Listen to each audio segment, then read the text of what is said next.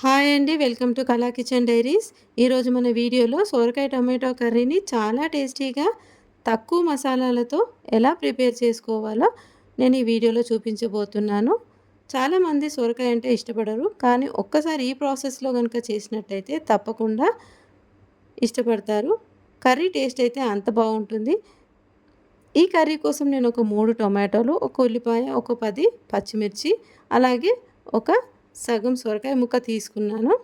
ఇప్పుడు ఈ కూరగాయలన్నీ ఇలా కట్ చేసి పెట్టుకున్న తర్వాత మనం సొరకాయ ముక్కను కూడా ఇలా తొక్కంతా తీసేసి సన్నని ముక్కలుగా కట్ చేసి రెడీ చేసుకోవాలి.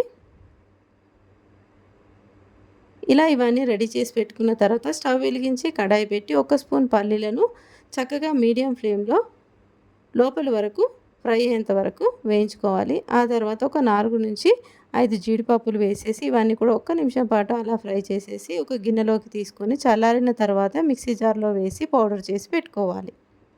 ఇప్పుడు అదే కడాయిలోకి ఒక 2 స్పూన్లు ఆయిల్ వేసి హీట్ అయిన తర్వాత 1 స్పూను పచ్చిశనగపప్పు, 1 స్పూన్ జీలకర్ర, 1 స్పూన్ ఆవాలు వేసేసి అలాగే మనం కట్ చేసి పెట్టుకున్న ఉల్లిపాయ ముక్కలు, కట్ చేసి పెట్టుకున్న పచ్చిమిర్చి కూడా వేసేసి ఇవన్నీ చక్కగా గోల్డెన్ బ్రౌన్ కలర్ వచ్చేంత వరకు కలుపుతూ ఫ్రై చేసుకోవాలి.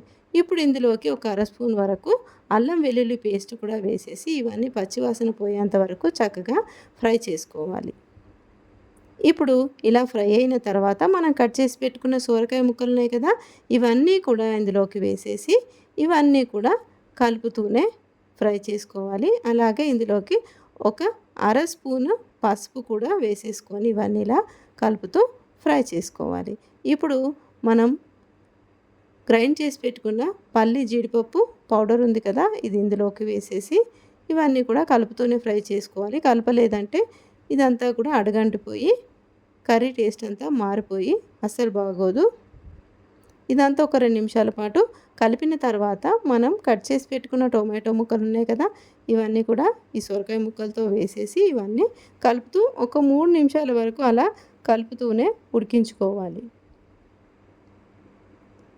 ఇప్పుడు ఇందులోకి 1 స్పూన్ వరకు కారం, మన టేస్ట్ సరిపడా సాల్ట్ వేసేసి ఇవన్నీ బాగా కలిపేసి ఒక చిన్న గ్లాస్ వాటర్ కూడా వేసేసి ఇవన్నీ మూత పెట్టేసి ఒక 3 నిమిషాల పాటు మగ్గనివ్వాలి.